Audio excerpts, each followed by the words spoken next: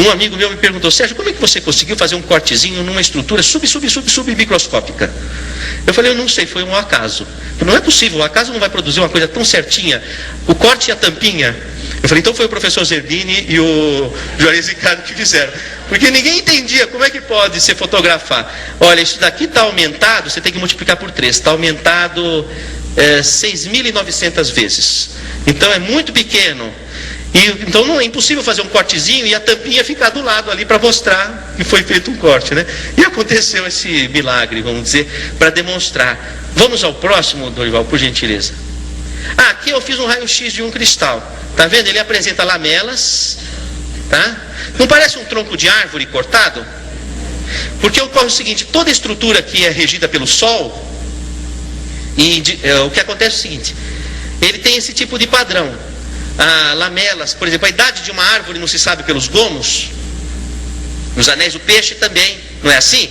Então aqui também você sabe a idade da pessoa pelos gomos, por esses anéis, eu quero dizer, como disse o colega.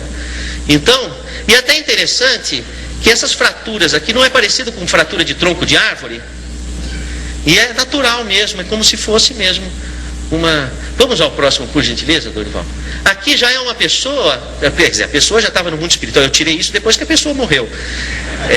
E não morreu por causa disso, morreu por outras causas. Essa daqui era um corpo de uma pessoa de 80 anos. Não é diferente o cristal? Ele tem muitas lamelas finas e que se acavalam, porque tem tantas, já tem 80 anos, são muitas lamelas e finas, e se acavalam. Então, na verdade, eu percebi o seguinte, que não é... a pineal de uma pessoa jovem pode estar cheio de cristais de apatita. Não é a quantidade de cristais, ou seja, não é o padrão de biomineralização, de calcificação que indica a idade. Porque antigamente se pensava, fica velha, a pineal calcifica. Não é assim não. Pessoa jovem, muito jovem aqui, está cheio de cristais na pineal, então ela parece calcificada, entre aspas, vamos chamar de biomineralização, porque é uma estrutura funcional, e são pessoas jovens. Então, na verdade, o que indica a idade é como é o cristal, quantas lamelas ele tem, indica a idade da pessoa. Vamos ao próximo, por gentileza.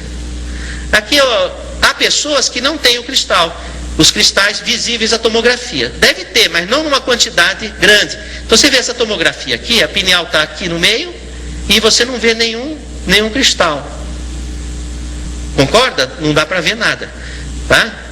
E é interessante que eu reparei o seguinte, que a pessoa que não tem esses cristais visíveis à tomografia, deve ter, mas em pequena quantidade, não é visível à tomografia. São pessoas que entram facilmente em transe de desdobramento, saída fora do corpo. Normalmente uma pessoa entra em desdobramento a cada 1h30. Então ela sai do corpo. Então, por exemplo, vocês agora, deve ter gente que está do corpo, alerta, gente que está assim meio para fora e gente que já foi embora. A cada 1h30, cada pessoa está na sua 1h30 específica, não é? Então, tem pessoas que têm esse desdobramento muito acentuado. Quando a pessoa tem esses desdobramentos muito acentuados, ela capta muito a psicosfera. Então ela sente o que a outra pessoa sente. Quando tem muita gente, ela fica meio afetada, e fica meio, não é? Porque tem muito desdobramento. Então aí a pessoa ela capta um numerário muito grande de informações. Essas informações vão ser registradas no tálamo, que é uma área do cérebro que registra as atividades sensoriais. E a pessoa não percebe. Com muita coisa que você está captando, você não percebe. Por exemplo, eu faria uma pergunta para vocês. Quantos tipos de órgãos dos sentidos a medicina conhece no corpo humano? Quantos tipos? Sou todo ouvidos. Hã?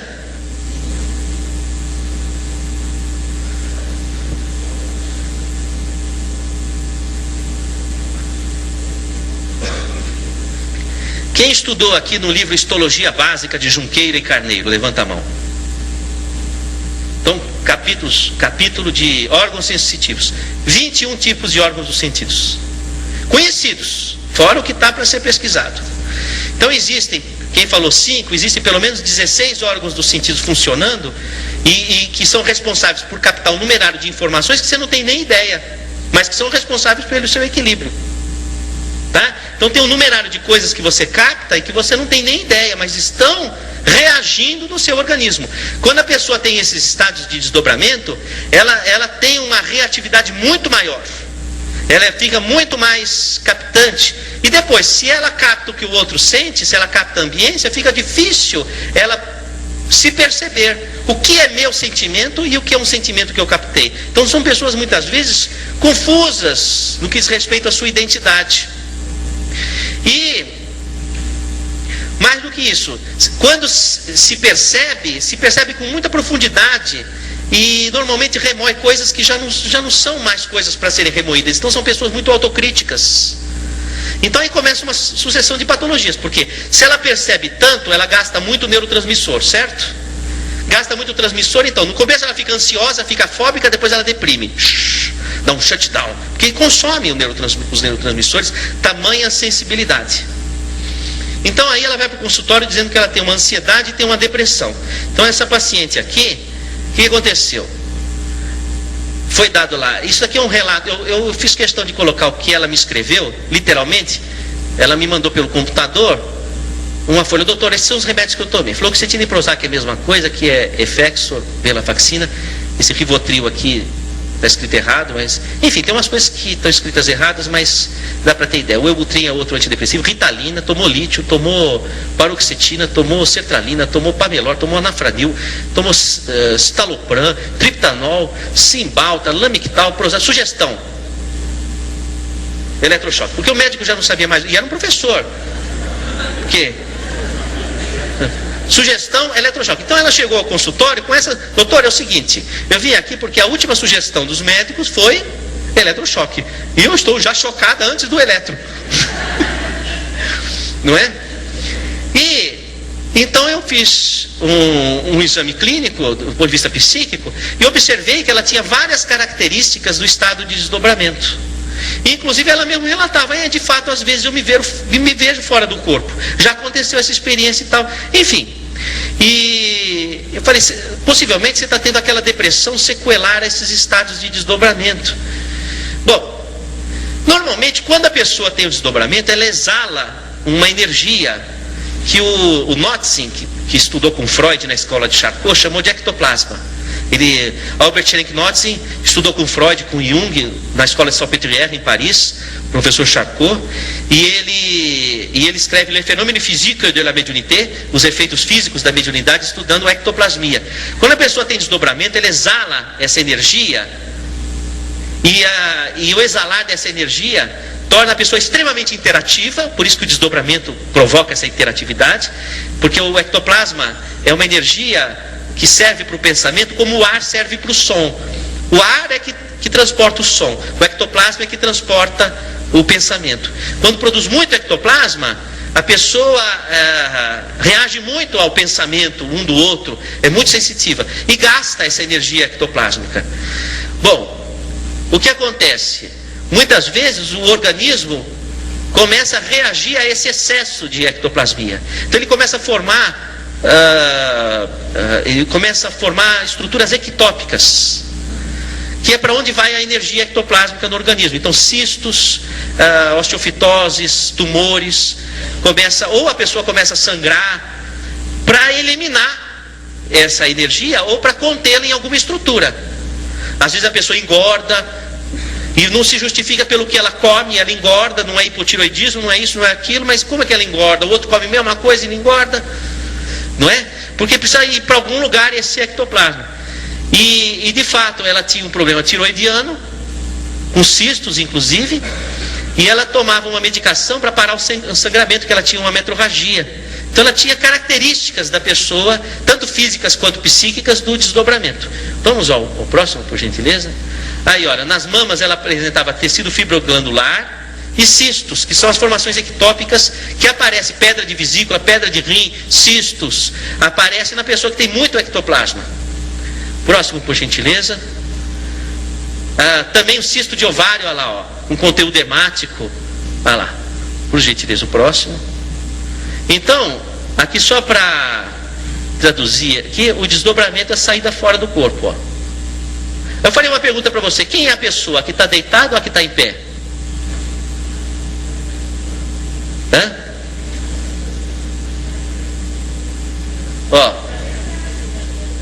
pessoa que está deitada ou que está em pé? Quem acha que está deitada? Então, se você acha que a pessoa é a que está deitada, você acha que a pessoa é o corpo. Se você acha que a pessoa é a que está em pé, você acha que a pessoa é o espírito. Como é que o Estado, a nossa Constituição, considera? A pessoa é o corpo ou a pessoa é o espírito? O nosso Estado, a Constituição, considera a pessoa como sendo o espírito. Tá? Tanto assim é que, se fizermos um clone humano perfeito, cada um receberá uma identidade diferente. Tanto assim que gêmeos univitelínicos, que têm genes idênticos, são clones perfeitos, cada um recebe um ciclo e RG diferentes. Se o corpo é idêntico, com os genes idênticos, o que é diferente?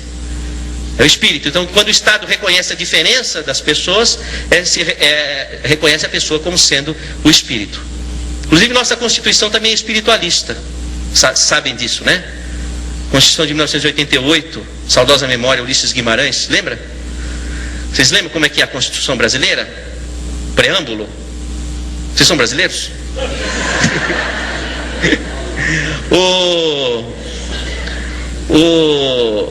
Diz assim, na introdução: o Brasil deve pautar suas relações pela paz, diplomáticas pela paz, etc, etc, etc e tal. Portanto, em nome de Deus, promulgamos a seguinte Constituição. Quer dizer, não acreditar em Deus é anticonstitucional. Tá? Bom, então isso daqui é o estado de desdobramento. O Estado reconhece a pessoa como sendo o espírito. Não é? Vamos ao próximo. Oi, filha. Pois diga.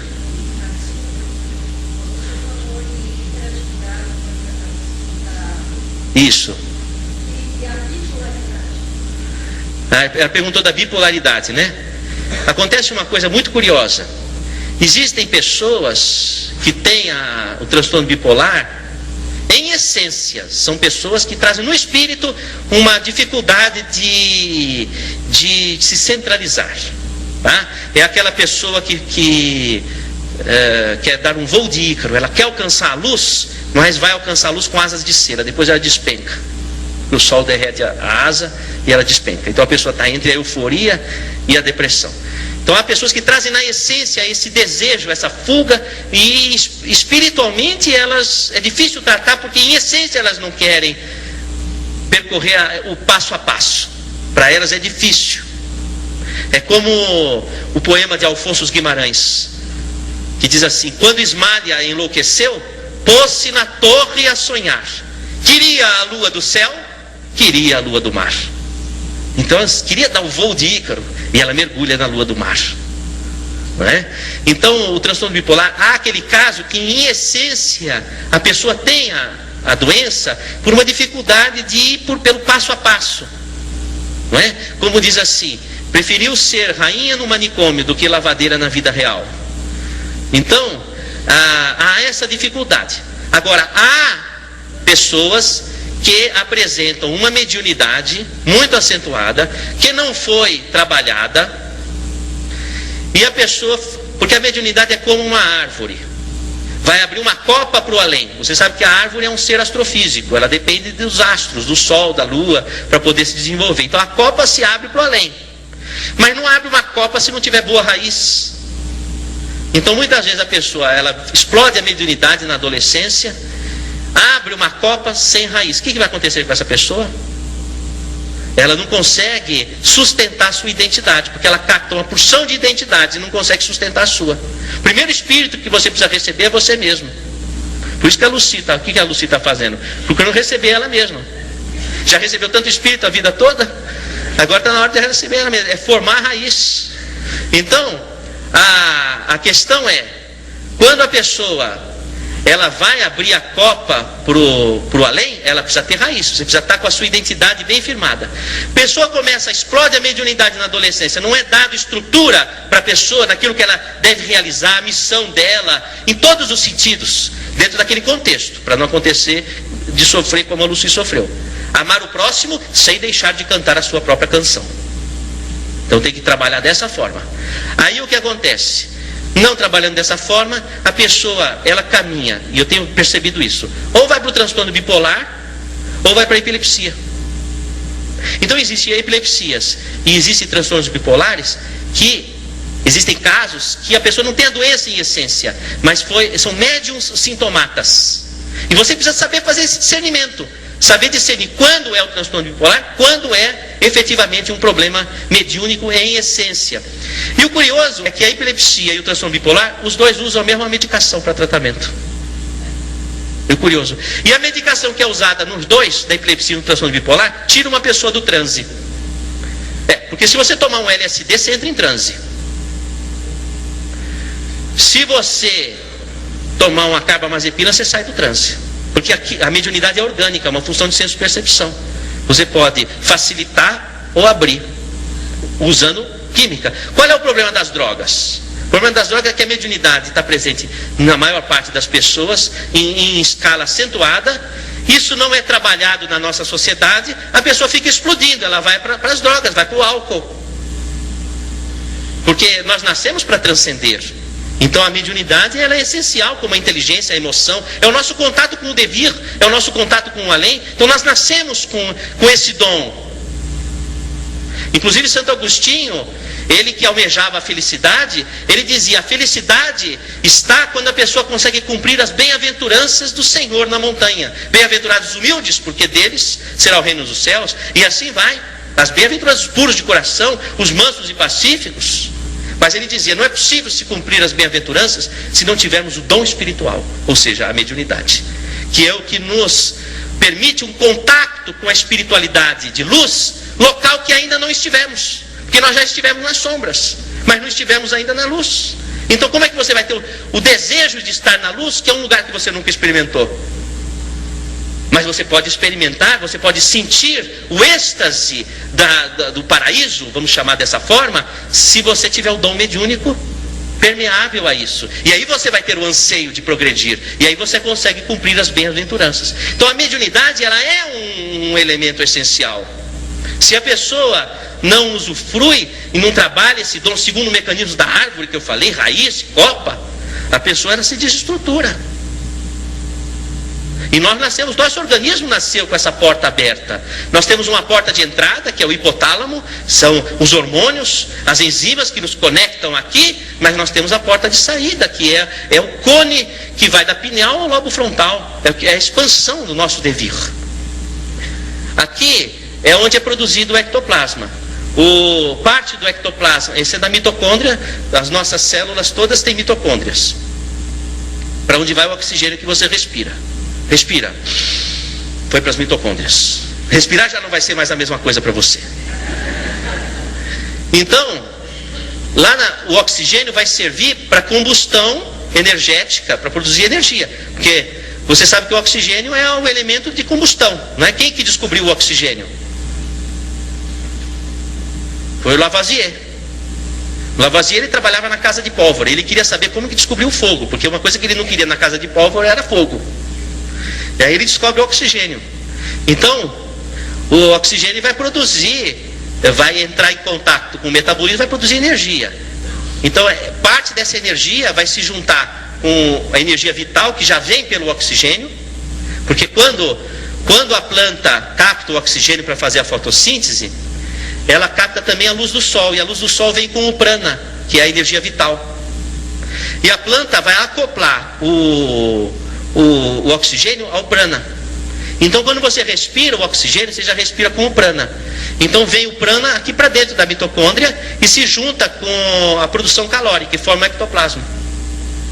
Então o ectoplasma é um produto do prana, que é uma energia espiritual, e de uma energia metabólica biológica. Por isso que o ectoplasma ele é uma energia que permeia a comunicação entre o mundo espiritual e o mundo corporal, porque ele tem as duas fontes. Então ele permeia. Então aqui é que é produzido. E o interessante é que os cristais da pineal começam a ser formados a partir da mitocôndria. É a partir dali que começa a formar. Então tem até uma coincidência nesse sentido. Próximo, por gentileza. Aqui é o seguinte: fazendo uma tomografia funcional de um paciente em desdobramento, ele apresenta um aumento de circulação aqui na região da pineal e do tálamo. Ó, tá vendo? Ó? Veja, pineal faz parte do tálamo. Pineal é epitálamo, tá? Faz parte dessa região do tálamo. Então, essa região aqui está aumentada. Vamos ver o próximo? Olha que engraçado. Isso aqui foi feito lá no Hospital do Coração. Olha o que o radiologista vai escrever. Estudo tomográfico por emissão de pósitrons com SPECT sem evidência de anormalidades metabólicas significativas em tecido cortical. Está tudo bem, ele não tem doença. Discreto aumento do metabolismo regional de glicose em tálamos. Aí ele pergunta, o que é isso? É variação do normal? Porque o que acontece? A pineal dele está ativada e ele fala, mas o que é isso? Porque não é doença, mas também não é normal. Porque ele não está entendendo. É a mediunidade da pessoa ativa. Fui claro nessa questão? Tá? Próximo, por gentileza. Esse daqui é um paciente meu também, mas que na época não tinha esse exame aqui no Brasil, nós fizemos nos Estados Unidos. O mesmo resultado. Tá? Aqui a região da pineal, ó, incrementada. E o interessante é que ela tinha fenômeno de clarividência, porque o occipital é que está aberto, mas o frontal não está. O lobo frontal, ela não tem crítica do que está acontecendo. Então é uma mediunidade sem consciência. Tá? Próximo, por gentileza. Aqui, vocês veem os cristais aqui, ó. Tá vendo o pontinho branco? Já é uma moça que tem os cristais em grande quantidade. Normalmente, quando aparecem esses cristais, a pessoa tem mediunidade de incorporação, porque os cristais atraem a onda magnética, né? Que nem os telefones celular. Então aí é a incorporação. E o curioso é o seguinte: no fenômeno de incorporação, a pessoa ela tem aumento de fluxo sanguíneo na cabeça e pode ter dor de cabeça. Curioso que o Jung, o psiquiatra suíço, ele no primeiro volume, segundo capítulo de Obras Completas, ele fala que a médium entrava em transe e depois sentia fortes dores de cabeça. E ele examina o coração e o pulso para tentar entender o que estava acontecendo. Olha, veja que curioso. Doppler transcraniano, aumento de velocidade de fluxo acompanhado de índices de pulsatilidade normais e sistema carotídeo bilateralmente. Em especial, aumento de velocidade da cerebral média bilateralmente. Circulação vértebro-basilar bilateralmente, sinais de elevação de velocidade como um todo, sem padrão segmentado, notadamente basilar distal, com índices normais de pulsabilidade. O sistema vértebro-basilar, que vai originar a artéria cerebral posterior, que irriga a pineal, está com um fluxo aumentado. Pois não.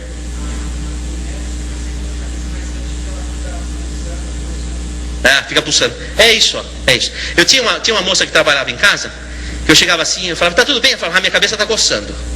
Não, mas o que tem a ver que estava com a cabeça coçando? Ah, doutor, quando a minha cabeça está coçando, alguma coisa vai acontecer. E acontecia. Eu falava, e aí, hoje a tua cabeça está coçando? Não, então tá tudo bem, posso sair normal. Não é? Aí passado um tempo, isso era na minha infância. Hoje eu entendo o que acontecia. Ela sentia alguma coisa diferente na cabeça, porque era uma médium, não é? Próximo, por gentileza. Aí também olha que interessante, ó. Esse daqui foi uma tomografia em 1994, menino adolescente. Dá para você ver aqui, olha, um pontinho aqui, ó, não são cristais? Tá vendo? Bom, olha aqui em 2004, aqui na Unifesp, Universidade Federal de São Paulo. Já aumentou bem, não aumentou? E já está mais velho, 2004. Olha que caso curioso. Vamos passar o próximo, por gentileza? O paciente entrou no Hospital das Clínicas com convulsão focal. Paciente de 15 anos com convulsão focal em membro superior esquerdo.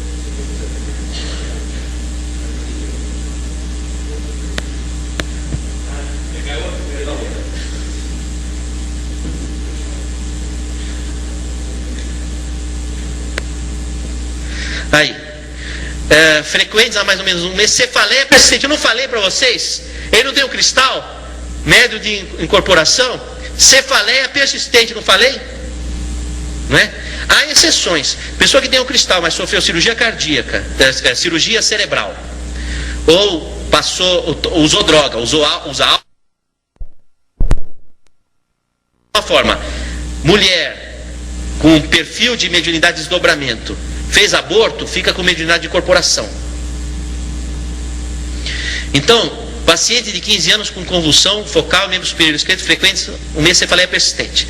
Eletroencefalograma, foco sharp lento, fronto temporal direito, que é característico do estado de transe, com alteração, lentificação de onda em lobo frontal. Crânio normal. Vamos ao próximo, por gentileza. Aqui é o seguinte. A doutora Mônica Haddad, minha colega de turma, é uma expert em neurologia, hoje é uma cientista de renomada internacionalmente. Naquela época, olha, paciente acima, que é o mesmo paciente, o Conrado, eu falo o nome dele porque ele me permitiu e o caso dele já é público, tá? Tá certo? Depois vocês vão entender por que o caso dele é público. Paciente acima teve quadro sugestivo de pré-síncope, que é a epilepsia, quase, né? Fenômeno miotônico a esclarecer. Já não estava entendendo. Ele tinha crises epiléticas, mas estava meio estranha essa crise dele, não é?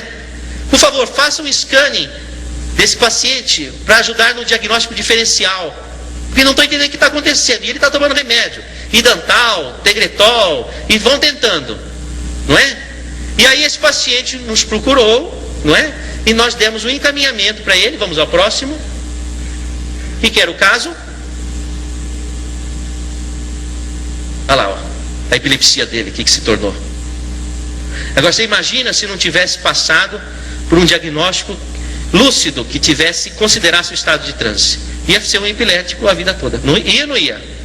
Agora olha que maravilha, uma mediunidade tão maravilhosa, saiu na revista o caso, porque um menino desse, com mediunidade de cura, manifestações fora de série, ajudou muita gente e ajuda muita gente, anonimamente, porque ele não tem interesse pessoal, não cobra nada, vocês nunca ouviram falar dele porque é anônimo, mas ajuda muita gente, né? Vamos ao próximo. E finalmente, hemos de considerar que a nossa anatomia corporal vai além do que os seus olhos podem ver, e a medicina vem descortinando todo esse jogo de energias que nos conecta com o além. Fica aí estas digressões para a nossa reflexão, para que nós possamos, como incentivo para o estudo, sobretudo para o melhor entendimento dos problemas que nós sofremos. Muito obrigado pela atenção.